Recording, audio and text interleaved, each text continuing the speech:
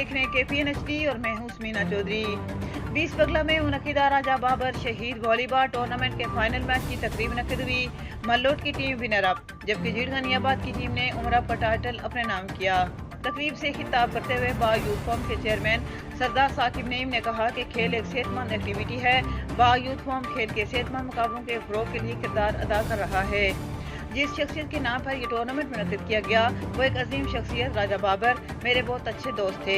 उन्होंने मज़ीद कहा कि खेल के साथ साथ बा यूथ फॉर्म ने 2 साल कबल नांगा पीर का विजिट किया था, जिसमें मेरे साथ शोबा सहाफ़त और समाज खिदमत और ज़िंदगी के मुख्तलिफ शोबों से ताल्लुक़ रखने वाले लोग थे।